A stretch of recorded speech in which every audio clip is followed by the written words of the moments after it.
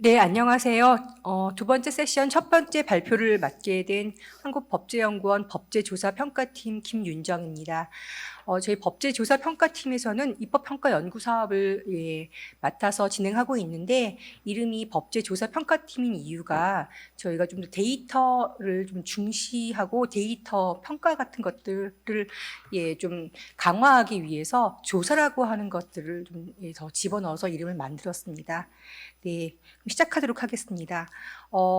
먼저 그 앞 세션에서도 질문을 토의가 나왔었는데 입법 평가와 입법 영향 평가 용어가 되게 헷갈린다라고 하셨고, 그렇다면 법제연구원은 왜 입법 평가라고 쓰느냐에 대해서 궁금하실 것 같아서 잠깐 설명드리도록 하겠습니다.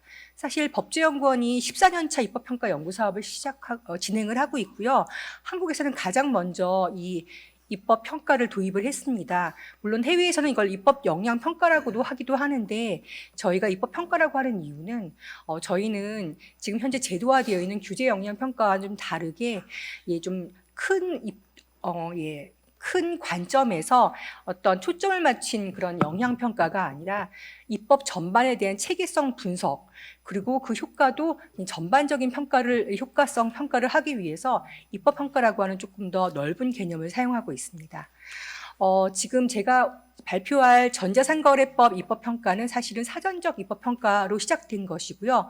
근데 아쉽게도 그 발의된 법안이 저희 연구 도중에 철회가 되는 바람에 사후적 평가를 좀 병행하게 되었습니다.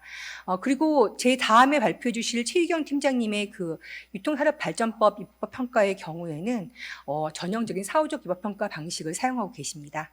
먼저 발표하도록 하겠습니다. 이 발표는 배경 및 목표를 말씀드리고 이 입법평가의 필요성이 무엇이고 어떠한 방법을 사용했는지 간략히 소개한 다음에 실제 사용된 입법평가 방식과 결과를 차례로 말씀드리도록 하겠습니다. 저희는 그 전자상거래 소비자 피해 현황 설문조사 결과를 말씀드릴 거고요. 그다음에 이것은 바로 데이터에 기반한 입법평가의 가장 핵심적인 어떤 조사 방법이 될 것이고요. 그 다음으로 규범적 경제학적 평가를 또 하였습니다. 그다음에 또 전문가 및 이해관계자 의견 수렴을 했기 때문에 그 말씀도 드리고, 마지막으로 제가 아까 말씀드린 것처럼 중간에 법안이 철회되어서 현행법에 대한 사후적 평가를 병행하다 보니까 현행법의 개정 방향까지 같이 말씀드리도록 하겠습니다. 먼저 전자상거래 소비자보호법 입법평가의 배경 및 목표입니다. 한국 같은 경우는요, 전자상거래 침투율이 2018년 기준으로 24.1%로 전 세계 1위입니다. 전자상거래 침투율이라 함은 온라인 쇼핑 금액이 전체 소비 지출에서 차지하는 비중이고요. 그 이후에 조사가 아직 없기는 하지만 지금 코로나19 영향 때문에 사실 상당히 더 올라갔을 것으로 생각되고 있습니다. 그리고 뭐 예상하셨던 것처럼 저희 온라인 쇼핑 거래액은 매년 급증하고 있고요. 자, 2019년 한 해에 그 온라인 쇼핑 거래액은 134조 이상으로서 전년 대비 18.3% 증가했습니다. 이 통계청 발표는 매년 말에 나오다 보니까 2020년 것은 아직 지금 통계 수집과 분석이 안 된 상태입니다. 지금 뭐 예상하셨던 것처럼 현재 코로나19 때문에 올해는 훨씬 더 많은 전자상거래가 이루어질 것으로 생각되고 있고요. 하지만 그럼에도 불구하고 2002년에 개정된 전자상거래 소비자보호법은 원래 방문판매법에서 통신판매에 대한 규율이 있었는데, 그 통신판매를 별도로 분법을 하면서 만들어진 것이 전자상거래 소비자보호법입니다. 사실 우리가 알고 있는 통신 판매를 하면 전화 판매라든지 카탈로그 판매 같은 것이었는데요. 또 그 당시에 또 전자 온라인 쇼핑도 또 같이 좀 시작되고 있는 상황이라서 전자상거래 소비자보호법으로 이름이 명명되었습니다. 그럼에도 불구하고 그 법의 내용들은 거의 통신 판매를 기초로 한 내용들이었고, 용어도 전자상거래라고 한 용어보다는 통신판매업자, 통신판매 중개업자라는 용어를 그대로 사용하고 있었습니다. 이런 여러 용어의 문제라든지 체계도 예전 그 통신 판매를 위주로 한 그런 내용들이다 보니까 현행화되어야 될 필요성을 많이 느꼈던 것 같습니다. 특히 오픈마켓이라고 하는 통신 판매 중개업이 아주 급성장하다 보니 그에 대한 책임을 좀 강화할 필요가 있어서 2018년 11월에 더불어민주당 전재수 의원께서 전자상거래 소비자보호법 전부 개정안을 대표 발의하셨습니다. 그래서 오픈마켓을 중심으로 한 온라인 플랫폼 기반 거래 책임을 강화하는 것을 골자로 한 법안을 발의를 했지요. 그래서 저희는 이 법안에 대해서 저희가 주로 이제 사후적 입법 평가를 많이 하다 보니 사전적 입법 평가를 좀 해보자 하는 그런 마음을 먹었던 와중에 이 법안이 발의가 되어서 이 법안에 대한 사전적 입법 평가를 이제 수행하게 되었습니다. 그래서 저희는 어떤 목표를 가졌냐 하면요. 법안이 원래 의도했던 소비자 보호란 입법 목적에 부합하는 적절한 입법 방식을 이 법안이 취했는지, 그리고 법 체계적 정합성이 있는 법안인지에 대해서 먼저 분석을 하려고 했고요. 두 번째는 이 법안에 대한 다양한 이해관계자와 전문가의 의견을 좀 수렴하고 또 분석하려고 했습니다. 그리고 법안이 야기할 수 있는 통신 판매 중개업자에 대한 규제 강화가 전제 상거래 시장에 미치는 영향과 그로 인한 사업자의 손실 발생 정도 및 그다음에 소비자의 편익 증진 정도를 평가하는 이런 후생 평가도 좀 같이 병행하고자 했습니다. 그래서 저희는 어떤 식으로 이제 입법 평가 방법을 적용했는지에 대해서 말씀드리도록 하겠습니다. 먼저 필요성을 저희가 왜 이것을 입법 평가를 해야 된다고 생각했는지 하는 필요성부터 말씀드리겠습니다. 말씀드렸던 것처럼 먼저 이 전자상거래 소비자보호법 이 전재수 의원의 전부 개정안의 그 내용을 먼저 보도록 하겠습니다. 아까 말씀드린 것처럼 2002년에 전자상거래 소비자보호법이 만들어졌지만 이전 방문 판매법에 있던 통신 판매를 그대로 그냥 문구 수정 없이 차용한 것이다 보니까 현재 쓰고 있는 전자상거래와 좀 맞지 않는 측면이 많았습니다. 그래서 전자상거래 소비자보호법의 규율 범위 및 용어 재정비가 필요한 상황이었습니다. 그 다음 사이버몰 운영자, 지금 우리가 흔히 알고 있는 온라인 쇼핑몰인데요. 그 운영자의 역할 지위에 상응한 책임 부과 및 적용 제외의 정비가 필요한 상황이었습니다. 그 다음 신원 및 거래 조건에 대한 정보 제공 규정이 조금 약간 필요한 내용들이 좀 부족한 것이 많아서 이걸 개선할 필요가 있었고요. 그 다음 사이버몰 운영자에 대한 운영자의 역할과 지위에 상응한 법적 책임을 확보할 필요가 있었습니다. 지금 계속 사이버몰 운영자라고 하고 있는데 이 현행 전자상거래 소비자보호법에서 쓰고 있는 용어다 보니까 이것을 좀 존중하려고 해서 이렇게 표현을 쓴 것 같습니다. 그리고 사실 이 사이버몰 운영자는 가장 대표적인 것이 우리가 쓰고 있는 G마켓 옥션 11번과 같은 그런 오픈마켓을 위주로 중점적으로 이 용어가 그런 통신판매 중개업자를 주로 표현하는 용어로 사용하고 있습니다. 그다음 현행법 과거 현행법상 금지 행위와 법 위반 행위 제재 규정이 좀 문제가 있다고 생각되어서 이 전자상거래 소비자보호법 전부 개정안이 그것을 개선하려고 했던 것이고요. 그다음에 이 통신판매업 신고제도라고 하는 것이 공정거래위원회에서 할 수 있도록 되어 있는데 실제로 신고하지 않고 하는 경우도 되게 많고 여러분도 써보셨겠지만 페이스북이라든지 SNS를 통한 전자상거래가 급증하다 보니까 이분들은 전혀 신고를 하고 있지 않습니다. 그래서 거의 사문화된 제도랑 마찬가지라고 하는 그런 문제가 제기되어서 그에 대한 폐지에 관련된 논의도 이 법안에 담겨 있었습니다. 제가 여기 좀 행간을 좀 말씀드리겠습니다. 사실 저희가 입법 평가를 하게 된 그 필요성인데 여기 적지는 못했고요. 사실 이 법안이 발의된 다음에 주로 그 통신 판매 중개업자인 오픈마켓 사업자들을 중심으로 해서 굉장히 큰 반발이 있었습니다. 그분들에 대한 굉장히 책임 강화가 이 법안의 골자였고요. 또 하나 재미있는 것이 사업자분들은 규제가 강화되니까 당연히 반발할 수 있을 것으로 예측할 수 있었는데 소비자 단체도 반발했고요. 이 전자상거래 소비자보호법을 연구하시는 교수님들 전문가분들 반발을 하셨습니다. 그래서 굉장히 반발이 큰 법안이라서 저희가 도대체 이 법에 무슨 문제가 있길래 이렇게 다 반발을 하시나 싶어서 그 궁금증을 해소하고자 이 입법 평가를 시작을 하게 된 측면이 있습니다. 그래서 저희는 어떠한 이제 식으로 입법평가를 해야 될 것인가, 또 입법평가가 왜 필요한 것인가에 대해서 일단 먼저 그렇다면 이 현행법이 또 어떤 문제가 있고 현행 제도 정책에 어떠한 문제가 있어서 이렇게 전법의 개정안이 발의되었는가? 그렇다면 그 현재 소비자들의 어떤 의견 조사를 좀 통해 가지고 그 피해 현황을 조사하고 의견을 조사한 다음에 이것이 이 전부 개정안에 잘 반영이 되었는가를 좀 볼 필요가 있어서 입법 평가를 이렇게 시작하게 되었고요. 또한 법률 관계를 그 규율하는 법과 조문은 논리적 체계를 갖춰야 되고 또 법 상호 간 또 조문 상호 간 모순이 없어야 하기 때문에 그러한 측면을 좀 분석하기 위해서 입법 평가를 하게 되었습니다. 네. 그리고 그 다음에 아까 말씀드린 것처럼 통신 판매 중개업자에 대한 규제가 강화된 측면이 있기 때문에 그에 대한 사회적 비용과 사회적 편익과 비용을 서로 좀 비교할 필요가 있었기 때문에 이런 경제 분석의 필요성이 있어서 이런 입법 평가를 하게 되었습니다. 그래서 저희는 4가지 종류의 입법 평가 방법론을 사용하였습니다. 첫 번째 데이터 분석으로서요. 전자상거래 소비자 피해 현황을 소비자 1000명을 무작위로 추출하여서 조사를 하였고요. 두 번째 규범적 분석입니다. 이것은 사실 굉장히 전형적인 법제연구원의 분석 방법이라고도 할 수 있고 또 법학적 측면의 입법평가 방법이라고 할 수 있습니다.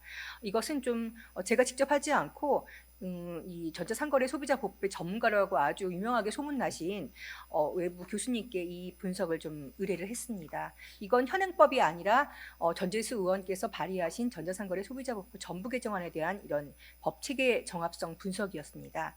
그리고 이 해외 사례 분석 을 저희가 또 하였습니다. 이 EU 법제 말고 중국 법도 하고 OECD도 하고 여러 가지를 하였지만 특히 EU 법제가 전자상거래와 관련해서 최신의 2019년에 나온 법제가 상당히 많았기 때문에 이것은 한국 외대 소비자법 센터에 지금 저희가 위탁 연구를 하였고요. 그다음 경제학적 분석은 대구대 경제학과 윤경수 교수를 통해서 분석을 하였습니다. 그리고 전문가 및 이해관계자 의견 수렴은 저희가 직접 소비자 단체 대표와 전자상거래 소비자보법 관련 전문가분들, 한국 소비자원 분들도 포함시켰고요. 그다음에 사업자 단체 대표분을 모셔가지고 총 4회에 걸친 의견 수렴 절차를 거쳤습니다. 네, 그렇다면 저희 먼저 이 데이터의 수집으로 진행된 이 전자상거래 소비자 피해 현황 설문조사 결과에 대해서 말씀드리도록 하겠습니다. 주요 내용은 이렇게 온라인 쇼핑몰 이용 행태에 사업자의 정보 제공 의무가 잘 진행되고 있는지, 소비자 피해 유형 및 피해 발생 분야, 소비자 피해 구제, 기타 통신 판매 이용 행태, 소비자 인식, 중개 쇼핑몰 사업자의 책임, 이용 후기와 관련된 의견, 그리고 해외 직접 구매 관련 피해 현황 등 굉장히 다양합니다. 하지만 오늘 발표에서는 좀 발표에 좀 필요한 내용만 좀 골라서 말씀드리도록 하겠습니다. 주요 결과를 몇 가지 발췌해서 말씀드리도록 하겠습니다. 온라인 쇼핑몰 이용 비율을 좀 물어봤습니다.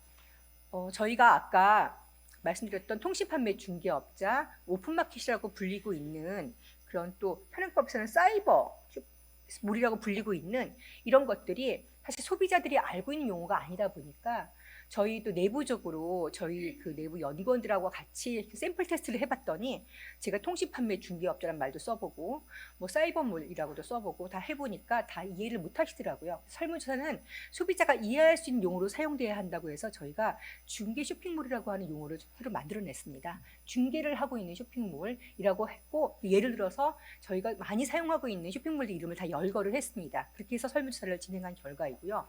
가장 많이 사용하고 있는 온라인 쇼핑몰이 바로 중개 쇼핑몰이라고 하는 결과가 나왔습니다. 그 다음에 두 번째로 쓰고 있는 것이요.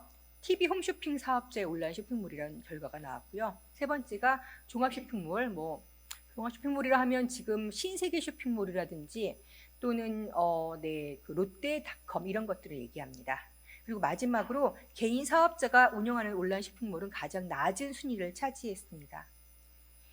그래서 이렇게 중개 쇼핑몰을 가장 많이 사용하고 있다는 응답이 나왔는데 재미있는 것이 그렇다면 피해가 해결되지 못한 쇼핑몰은 어디였습니까? 라고 물어보니까 중개 쇼핑몰이었습니다.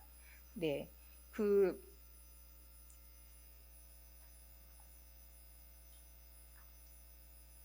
예, 제가 지금 약간 중간에 좀 생략해서 저도 약간 당황을 했는데요.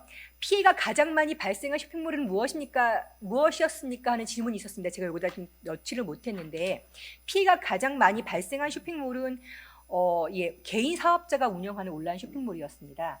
그런데 그럼에도 불구하고 개인 사업자들은 피해가 발생했을 때 잘 해결을 해줬다고 답을 했고요. 응답에서 피해가 해결되지 못한 온라인 쇼핑몰은 중개 쇼핑몰이라는 답이 나왔습니다. 그래서 사용도 가장 중개 쇼핑몰을 많이 하고 있고 피해가 가장 많이 발생하고 있는 온라인 쇼핑몰은 개인 사업자가 운영하는 온라인 쇼핑몰이었지만 또 거기서 피해가 구제되지 못한 쇼핑몰은 역시 중개 쇼핑몰이라고 하는 응답이 나왔습니다. 그렇다면 여러분들 보시기에 피해가 제대로 구제되지 못한 이유가 무엇이라고 생각합니까에 대한 중복 응답이 나왔는데요. 제일 처음에는 유관기관에서 피해 신고를 하였지만 제일 잘 도움을 주지 않았다는 답이 첫 번째였지만 두 번째 답이 참 재밌었습니다. 전자상거래 소비자보호법의 내용이 복잡하고 어려워서 우리들은 우리 권리가 뭔지 알지 못합니다 하는 그런 말들이 나왔고요. 그 다음에 또 사업자가 전자상거래 소비자보호법상 소비자 권리를 또 보장할 의사가 없었던 것이 아닌가 생각됩니다 하는 응답이 또 많이 나왔습니다. 또 네 번째 답이 소비자들에게 전자상거래 소비자보호법상 권리가 제대로 홍보되지 않은 것이 아닌가라고 하는 그런 응답도 나왔습니다. 그래서 이 현행법이 소비자들한테 상당히 어렵게 느껴짐을 알 수 있었고 현행법에 대한 이해도가 높지 않음을 알 수 있었습니다. 사실 저는 여기서 지금 발표문의 제약 때문에 소비자 피해 현황 설문조사 결과만 실었지만 사실 저희는 이것 말고도 그 사업자분들, 전자상거래를 하고 있는 사업자분들에 대한 설문조사도 동시에 진행을 했습니다. 그분들께도 유사한 질문을 했더니 그분들도 전자상거래 소비자보호법이 너무 어려워서 이해가 안 가서 저희가 뭘 해야 되는지 잘 이해가 몰랐습니다라고 하는 응답이 상당히 높게 나왔었습니다. 사실 제가 이 법에 대한 입법평가를 진행하게 된 또 개인적 동기가 하나 있습니다. 이 법을 저 옛날부터 알고 있었는데 사실 이 법을 제가 읽었는데 잘 이해가 안 가더라고요. 법학 박사이고 제 전공임에도 불구하고 그래서 굉장히 창피하게 생각하고 있었는데 사실 다 이 교수님들하고 같이 회의를 하면서 느꼈던 것이 저뿐만 아니라 전문가분들도 이 법을 되게 어려워하는구나라는 것을 사실 알게 되었습니다. 그래서 이 법이 좀 체계적으로 문제가 많아서 개선될 필요가 있다는 생각을 제가 좀 개인적으로 했습니다. 예, 근데 당연히 소비자들도 또 사업자분들도 이 법이 어렵다는 응답을 하셨습니다. 그 다음 중개 쇼핑몰을 통한 구매 시 계약자 당사자에 대한 인식이었습니다. 사실 여러분도 이용해 보셨겠지만 G마켓 옥션 11번가를 이용하다 보면 제일 뒤에 나옵니다. 그 문구가 있어요. 우리는 통신 판매업자, 직접적인 판매업자가 아니다 보니까 저희는 책임을 지지 않습니다라는 문구가 나오는데 보신 분들도 계시고 보시지 못한 분들도 계십니다. 왜냐하면 제일 끝에 조그맣게 써 있거든요. 그랬을 때 이걸 읽은 소비자들도 계시겠죠. 그럼에도 불구하고 쇼핑몰을 통해서 중개 쇼핑몰을 통해서 구매할 때 계약 당사자가 누구라고 생각합니까? 라고 물었더니 오히려 그 중개 쇼핑몰이 계약 당사자가 아닌가 하는 대답이 가장 많이 나왔고요. 그 다음에 양쪽 모두 계약 당사자로 인식한다는 대답. 세 번째는 실제 상품을 판매하는 입점 사업자다라고 하는 대답이 가장 조금 나왔습니다. 그래서 소비자들은 이 중개 쇼핑몰을 그 자체로 계약 당사자로 인식하고 있는 비율이 상당히 높이 나왔음을 알 수 있습니다. 네, 사실 중개 쇼핑몰은 아까 말씀드린 것처럼 다 고지를 통해서 면책의 고지를 하고 있거든요. 그래서 그걸 저희가 또 알려드렸습니다. 소비자들한테. 중개 쇼핑몰이 다 면책 고지를 하고 있습니다. 그럼에도 불구하고 중개 쇼핑몰이 책임져야 한다고 생각하십니까? 라고 물었더니 그럼에도 불구하고 책임져야 한다고 대답을 했습니다. 그럼 그 이유가 뭐냐고 물어봤습니다. 그랬더니 제일 큰 대답이 소비자들은 입점 사업자를 보고 거래하는 것이 아니라 그 중개 쇼핑몰의 명성을 보고 거래한다는 대답을 가장 많이 했습니다. 두 번째로 했던 대답이 입점 사업자를 관리할 책임이 있는 것이 아닌가. 그래서 입점 사업자는 수수료를 받는 것이 아닌가. 우리는 그런 통제와 관리에 대해서 믿고 있기 때문에 거래를 한다는 대답을 또 하였습니다. 세 번째로는 이윤을 또 얻고 있지 않느냐. 또 광고를 이거 자신의 이름으로 광고하지 않느냐. 예, 또 직접 또 주문도 받아주고 취소 반품 요청 다 받아주지 않느냐. 이런 것들이 대답으로 나왔습니다. 그 다음 SNS를 통해서 요즘에 하도 거래가 증가하다 보니까 이에 대한 질문도 하였습니다. 이런 거래 경험도 상당히 많이 나와서 38%가 나왔고요.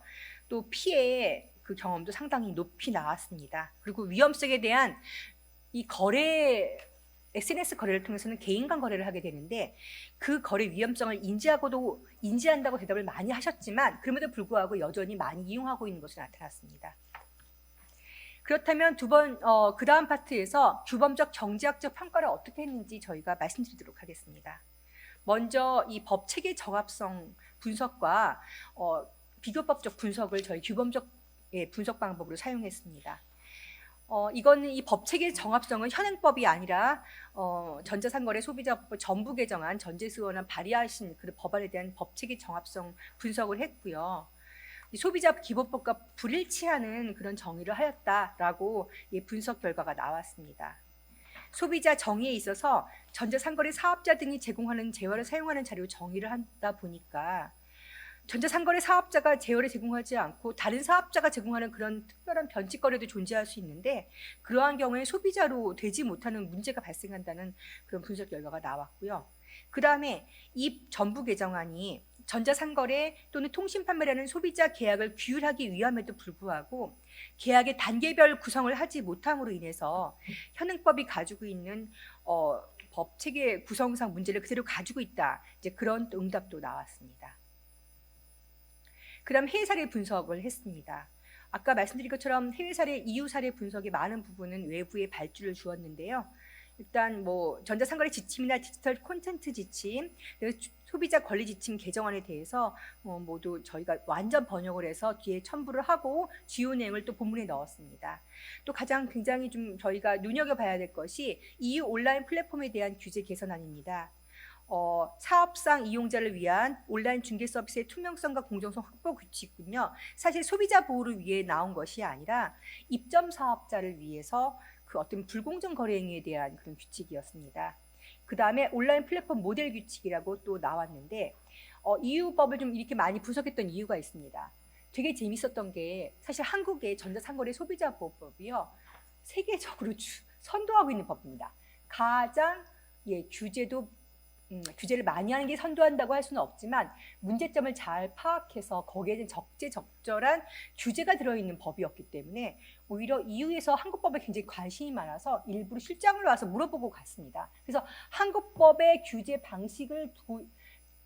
방식과 또 개선 방향 논의들을 도입해서 만든 것이 EU 온라인 플랫폼 모델 규칙이라서 오히려 저희 법에 대한 좀 자랑을 하기 위해서 이 법안들을 좀 집어넣었습니다. 그 다음 중국 전자상거래법을 집어넣은 이유는 이 중국 전자상거래법이 저희가 사실은 중국법에 대한 관심이 낮아서 이 법안이 좀 선도적인 법안일 거라 생각을 못했는데 중국 전자상거래법은 한국법보다 2013년부터 시작되어서 6년에 걸친 긴 논의 끝에 2019년에 저희보다 좀 빨리 제정되었고요. 제정은 늦게 되었지만 저희가 원하는 그런 규제들이 2019년 제정되면서 다 들어갔습니다. 그리고 굉장히 간결하고 이해할 수 있는 직관적인 용어로 사용하고 있습니다. 그리고 우리가 관심을 가진 많은 것들이 중국 전자상거래법에 이미 수용이 되었기 때문에 이 법도 같이 봤습니다. 네. 그리고 저희 경제적 분석 결과에 대해서 말씀드리도록 하겠습니다. 네, 사실 이 BC 분석이 쉽지가 않습니다. 특히 사전적 평가로서의 BC 분석이 상당히 어렵다 보니까 이 분석 결과도 사실 좀 추상적으로 나와서 좀 아쉬운 점이 있었습니다. 그래서 오픈마켓 플랫폼에게 그 판매 사고 및 분쟁 해결의 모든 책임을 부과하는 규제가 시행될 경우에는 자칫 입점 사업자인 판매자들의 도덕적 해이를 유발해서 오히려 판매 사고나 분쟁이 일어나는 결과가 나타날 수 있다. 그렇기 때문에 오히려 그 이를 방지하기 위해서 플랫폼이 비용을 상승시키다 보면 또 플랫폼을 잘 사용하지 않는 문제가 발생할 수 있다. 이런 문제를 이제 말씀해 주셨는데 이런 얘기가 나온 이유가 뭐냐면 이 전부 개정안이 상당히 플랫폼의 책임을 통신 판매 중개업자라고 하는 오픈마켓 책임을 굉장히 강화시키고 있었기 때문에 이런 평가 결과가 나왔습니다. 그렇기 때문에 그런 생각을 해서 약간 그 규제의 수위를 좀 낮춰서 조금 더 이 플랫폼을 사용할 수 있는 빈도를 높여야 되는 것이 아닌가 하는 것이 이 경제 분석의 골자였습니다. 그 다음 마지막으로 전문가 및 이해관계자 의견 수렴 결과를 요약해서 말씀드리겠습니다. 네, 이 전문가들이 참 재미있었던 게 사업자뿐만 아니라 그 전문가라고 하는 이 전자상거래 소비자법을 공부하시는 교수님들께서 뭐라고 말씀해 주셨냐면 전자상거래 소비자보호법은 규제법뿐만 아니라 계약법과 소비자보호법적 내용이 포함된 종합적 법률로서 사법적 기반을 깔고 있는데 새로 개정안으로 나온 이 정부 개정안은 행정적 편의를 중심으로 한 규제법으로만 일관되어 있다. 그래서 이 전자상거래 소비자법이 가져야 되는 사법적 그런 모습이 완전 상실되어 있는 문제가 있다는 신랄한 비판을 해주셨습니다.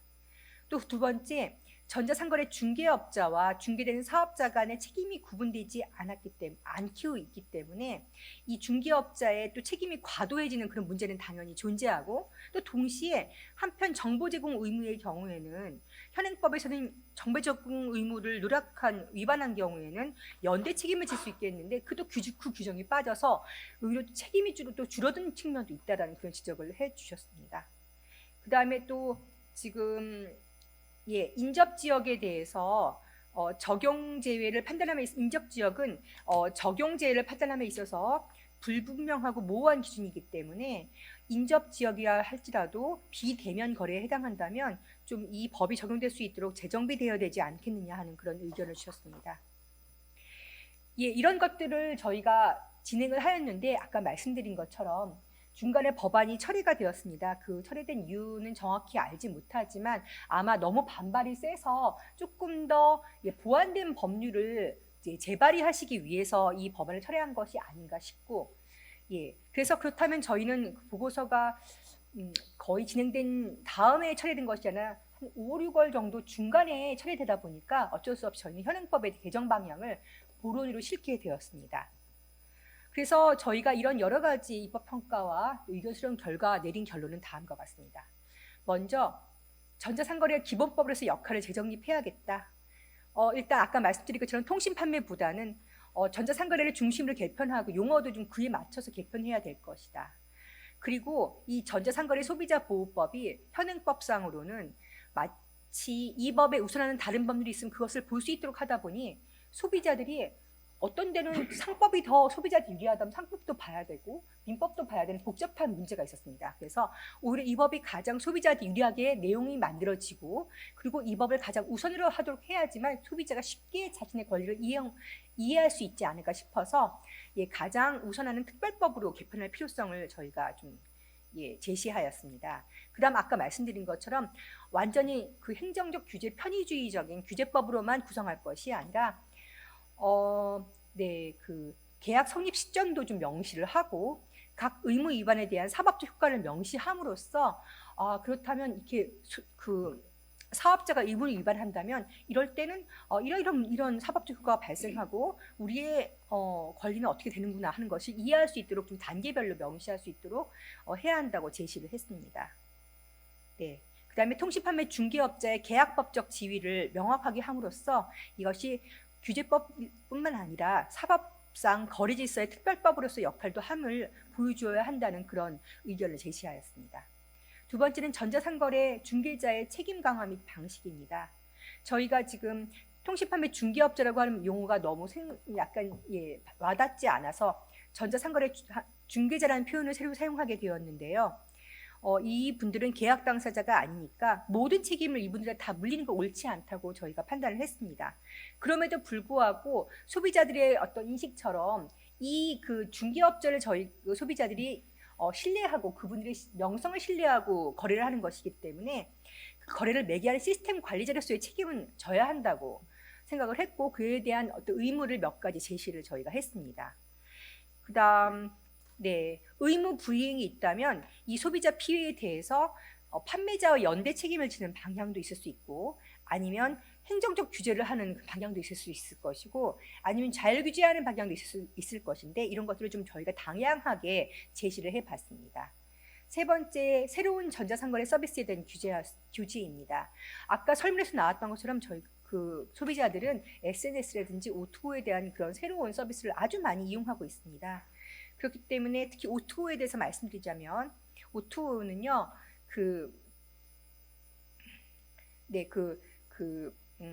실제 밖에 그 온라인 플랫폼과 오프라인을 온라인 투 오프라인이라는 것의 준말인데요. 온라인과 오프라인 연결해주고 있는 서비스란 뜻인 거고요. 근데 세탁 앱 같이 소비자는 세탁 앱을 통해서 주문하지만 세탁도 서비스에서 직접 갖다 주는 그런 온라인과 오프라인 연결되는 서비스입니다. 이런 오토에 대해서는 이 통신 판매 중개업자의 지위를 인정할 수 있다는 것이 대체적인 견해입니다. 특히 배달앱이 오토의 대표적인 것이라 할 수 있는데 이 배달앱도 바로 통신 판매 중개업자의 지위를 인정할 수 있을 것이고요. 아까 말씀드린 것처럼 적용 제외에서 나왔는데 지금 현재는 인접 지역에 대해서 판매하기 위한 거래는 적용 제외가 되었지만 배달앱이 활성화될 수 있도록 하기 위해서는 이렇게 일상생활용품, 음식, 식임료 등을 인접 지역에 판매하기 위한 거래는 또 다시 포함시켜서 적용지에서 배제할 필요가 있다고 하는 그런 논의를 저희가 제시를 했습니다. 그리고 마지막으로 전자상거래 분야 불공정 거래 행위 규제와의 통합적 규율에 대해서도 저희가 제시를 해봤습니다. 아까 말씀드린 것처럼 중국법의 경우에는요, 그런 오픈마켓 사업자가 입점 사업자에 대해서 소위 갑질을 하는 경우, 불공정 거래 행위를 하는 경우에 대해서 같이 규율할 수 있도록 소비자자를 빼고 전자상거래법으로 이렇게 단일한 법에서 다 규율할 수 있도록 하고 있습니다. 그래서 우리가 만약에 좀 그런 방식으로 나아간다면, 예를 들어서 소비자의 분쟁 해결 요구가 있어서 오픈마켓 사업자가 대금 정산을 입점 사업에 해주지 못한다면 대금 정산이 늦어짐을 이유로 또 이것이 오픈 사업자의 입점 사업자에 대한 갑질이라고 혹시 어떤 문제 제기가 된다면 그건 아닐 수 있는 양면 시장의 동시적 성격을 볼 수 있는 그런 측면이 있기 때문에 그런 규율도 가능하지 않을까 하는 제시를 해봤습니다. 네, 저희는 여기까지 했습니다. 감사합니다.